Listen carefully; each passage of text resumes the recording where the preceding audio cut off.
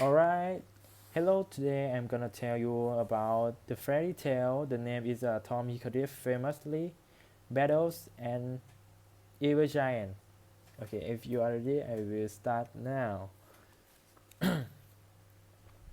Before the day of William the Conqueror, there dwelt a man, the March of the Isle of Ely, whose name was Thomas Hickathrift. A poor day laborer, but so stout that he could do 2 days' work in one. His one son he called by his own name, Thomas Hickathrift, and he put him to glue burning. But the lad was not of the wisest, and indeed seemed to be somewhat soft, so he got no good at all from his teaching. Tom's father died, and his mother, being tender of him, kept him as he could. The slothful Pharaoh would do nothing but sit in the chimney corner and eat as much at a time as would serve 4 or 5 ordinary men. And so much did he glow, and when but 10 years old he was already 8 feet high, and his hand like a shoulder of mutton. One day his mother went to the rich farmer's house to beg a bottle of straw for herself and Tom. "Take what you will," said the farmer, and the honest charitable man. So when she got home she told Tom to fill of straw, but he wouldn't, and begged, and he wouldn't till she borrowed him a cord loop. So what he went, and when he came to the farmers, master and men were all attaching in the barn. "I'm come for the store," said Tom. "Take as much as thou canst carry," said the farmer. So Tom let down his loop and began to make his bottom. "Your rope is too short," said the farmer, by way of a joke. But a joke was on Tom's side, for when he had made up his load, there was some 20 hundredweight of straw, and though they called him a fool for thinking he could carry the driver of it, he flung it over his shoulder as if it had been 100 weight, to the great admiration of master and men. Tom's stage being thus made known, there was no longer any bargain, but the first for him every one would be hiring him to work, and telling him was a shame to live such a less life.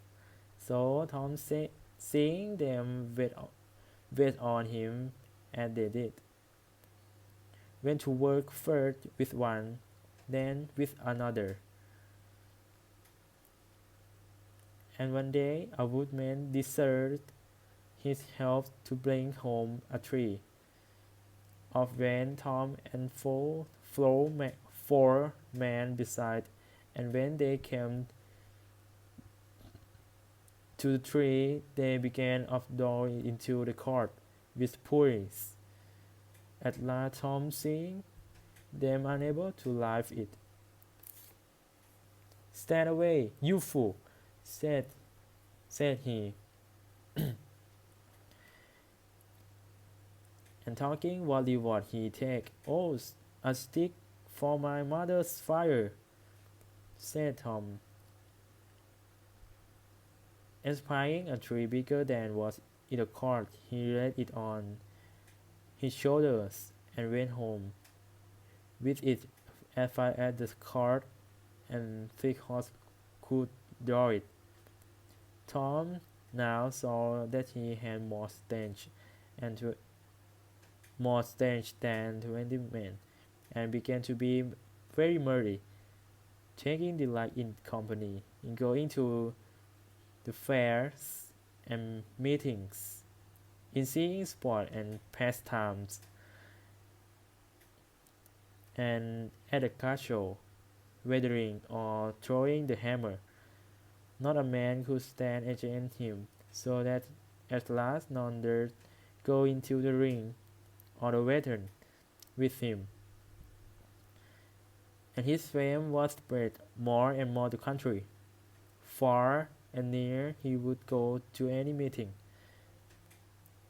at football play, or the like, and one day in a part of the country where he was a stranger and none knew him, he stopped to watch the company at football play.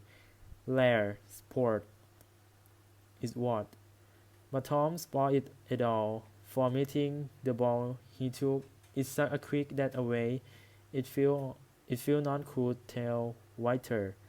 They were angry with Tom, as you may fancy, but got nothing by that, as Tom took hold of a big spar and laid about with a will,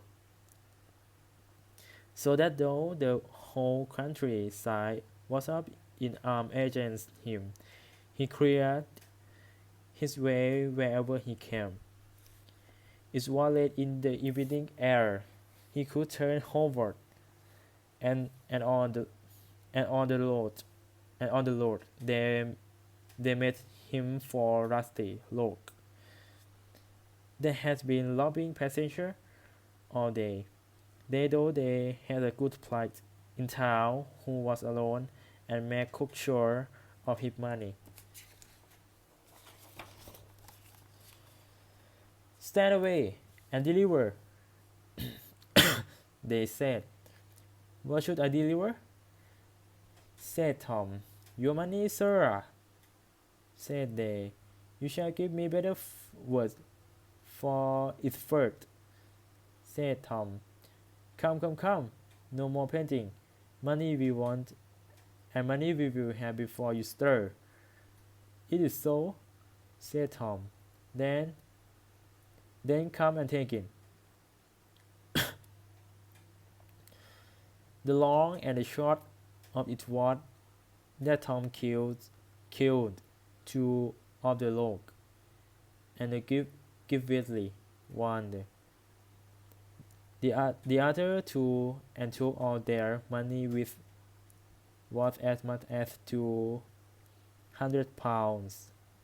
And when he came home he made his own mother laugh with the story of how he served the football players and the four divine. But you shall see that Tom sometimes made his match. In a wandering one day in the forest, he met a lucky tinker that had a good staff on his shoulder and a great god to carry his black tunes. Whence come you, and whither are you going? Said Tom. This is no highway. What's that to you? Said the tinker. Fool must need be meddling. I will make you know, said Tom, before you and I part. What is it to me? Well, said the tinker, I am ready for about with any man, and I hear there is one Tom Hickliffe in the country, of whom great things are told. I find see him to have a turn with him. Hey, said Tom, methinks he might be mether with you. Anyhow, I am the man. What have you said to me? Why, verily, I'm glad we are so happily met. Sure, you do budget, said Tom. Mary, I am in earnest, said the Hinger. A match. Tom is done. Let me first get a twig, said Tom. Hey, said the Tinker. Hand him that would fight a man unarmed. So Tom took a great reel for his staff, and at it they fell. The Tinker at Tom, and Tom at the Tinker like the two giants. They read on each other. The Tinker had a return coat on, and at every blow Tom gave the Tinker his coat. Roar again. Yet the Tinker did not give way 1 inch. At last Tom gave him a blow on the side of his head, which felled him. Now, Tinker, where are you? Said Tom. But the Tinker, a nimble fellow, leaped up again, gave Tom a blow that made him reel again, and followed his blow with one on the other side that made Tom's neck crack again. So Tom flung down his weapon and yielded. The Tinker, the better on it, took him home to his house, where they nursed their boots, and from that day forth there was no stauncher pair of friends than they two.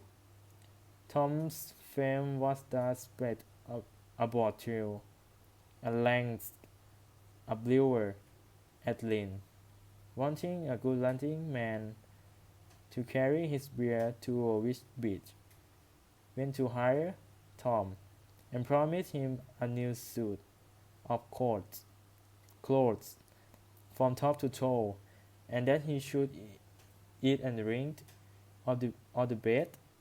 So Tom yielded to be his man, and his master told him what way he should go. For you must understand there was a monstrous giant who kept part of the marshland, so that none dared to that way. So Tom went every day to Wisbech, a good 20 miles by the road.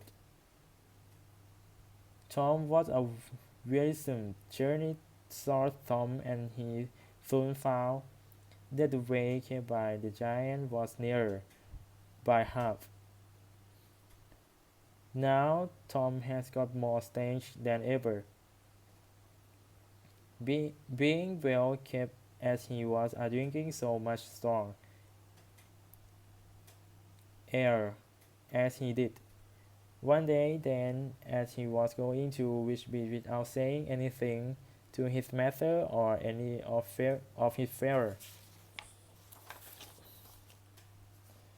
he deserved to take the nearest road or to lose his life, as they say, to win horse or lose saddle. Thus resolved he took the near road, thinking open the gate for his court and horses to go though. At last the giant spied him and came up speedily, intending to take his beer for prize. He made Tom like a lion, as though he would he would have swallowed him who gave you authority to come his way. Roared he, I will make you an example for all look under the sun. See how many heads hang on yonder tree. You shall hang higher than all the rest for warning. But Tom made him answer, a fig, a fig in your tree. You shall not find me like one of them, treachery, rogue that you are. The giant took these words in hard disdain, and ran into his crib to fret his great crop, intending to dash out Tom Baines at the first blow. Tom knew not what to do for a weapon.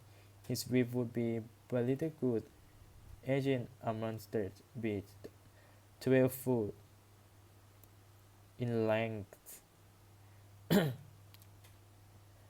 6 foot about the width. But whilst the giant went for his club, bethinking him of a very good weapon, he made no more ado but took his cord, turned it upside down, and took extra tree and wheel for shield and buckler, and a very good weapon they were found. Out came the giant and began to stare at Tom. You are like to do great service with your weapon, roared he. I have I have here a twig that will beat you and your will to the ground. Now this twig was as some mileposts are, but Tom was not done for or that, though the giant made at him with such force that the wheel cracked again.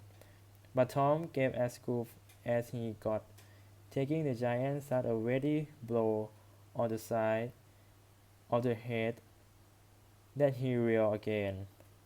What? Said Tom. Are you done with my long beard already?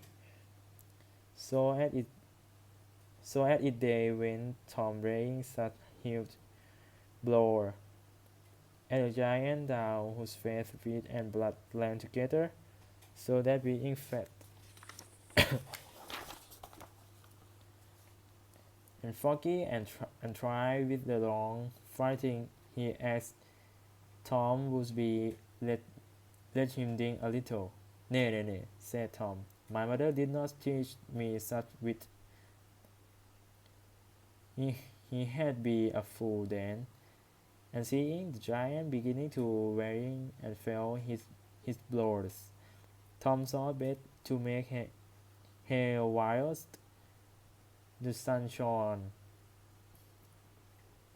and laying on as fast as though he had been made, he brought the giant the ground in vain were the giant's lord and player, and promised to yield himself and be Tom's servant.